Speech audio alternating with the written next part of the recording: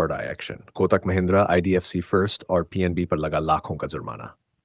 भारतीय reserve bank RBI ने नियम तोड़ने की वजह से Kotak Mahindra bank, IDFC first bank और पंजाब नेशनल बैंक पीएनबी पर भारी जुर्माना लगाया है।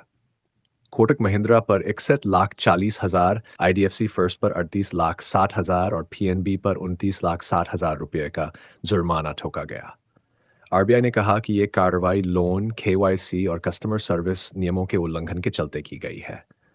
हालांकि बैंकों के ग्राहक लेन देन पर इसका कोई असर नहीं होगा। टाटा एलेक्सी के शेयर 45% से ज्यादा लुढ़ गए, फिर भी 172 करोड़ का मुनाफा। 75 रुपये डिविडेंड का ऐलान। टाटा एलेक्सी के शेयर अपने 52 हफ्ते के उच्च स्तर से 45% से ज्यादा गिर गए हैं।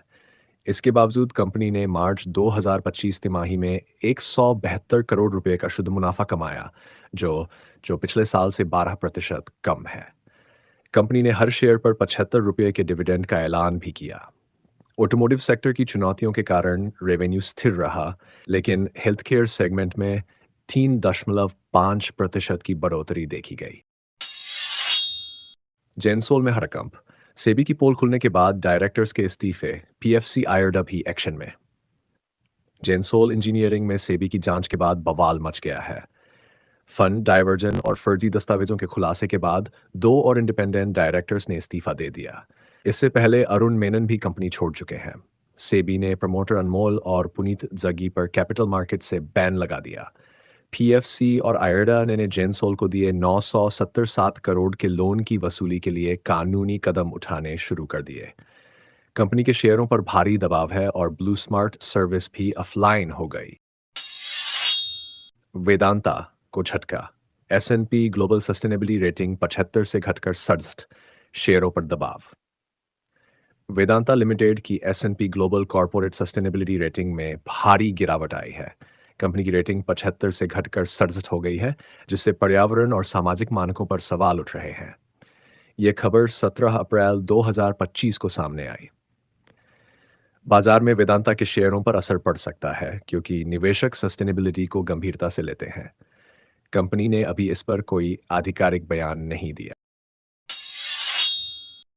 अडानी पोर्ट्स का बड़ा दाम। ऑस्ट्रेलिया के एनक्यूएक्सटी टर्मिनल का 21,700 करोड़ में अधिग्रहण, 2030 तक 1 अरब टन का लक्ष्य।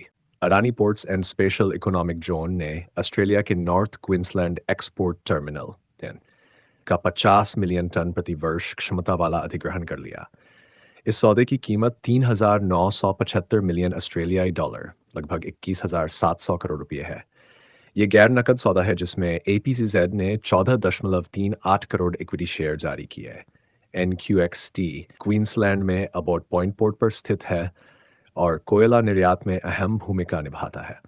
कंपनी का लक्ष्य 4 साल में ईबिटा को 400 मिलियन ऑस्ट्रेलियाई डॉलर तक ले जाना है। ये अधिग्रहण एपीएसएड को 2030 तक 1 अरब टन कार्गो हैंडलिंग के लक्ष्य के करीब ले जाएगा। एचडीएफसी एएमसी का धमाकेदार प्रदर्शन, 18% बड़ा मुनाफा, 90 रुपये प्रति शेयर डिविडेंड घोषित। एचडीएफसी एसेट मैनेजमेंट कंपनी ने वित्त वर्ष 25 की चौथी तिमाही में शानदार नतीजे पेश किए। कंपनी का शुद्ध मुनाफा 18% बढ़कर 649 करोड़ पहुंचा, जबकि रेवेन्यू 30% उछलकर 901 करोड़ हो गया। बोर्ड ने 90 रुपये प्रति शेयर के फाइनल डिविडेंड को मंजूरी दी, जो शेयरधारकों के लिए बड़ी खुशखबरी है।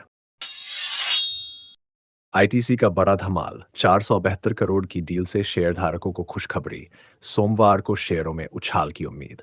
देश की अग्रणी एफएमसीजी कंपनी आईटीसी ने 472.5 करोड़ में 24 मंत्रा ऑर्गेनिक ब्रांड की कंपनी श्रेष्ठ नेचुरल बायो प्रोडक्ट्स को खरीदने की घोषणा की।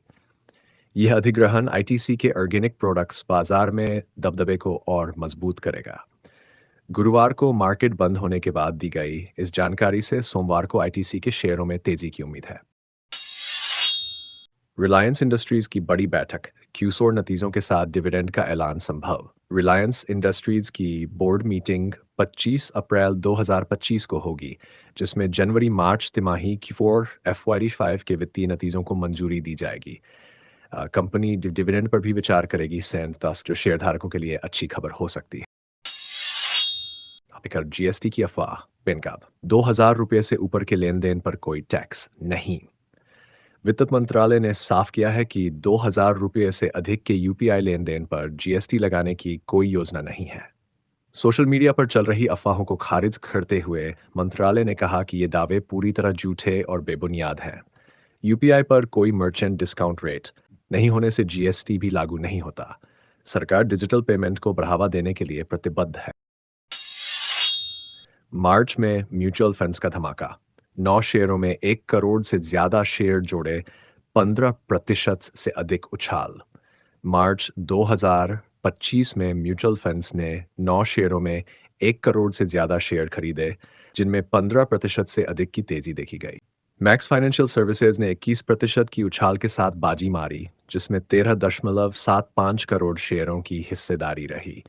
अन्य शेयरों में हाउसिंग, नायका, गेल और जियो फाइनेंशियल शामिल है।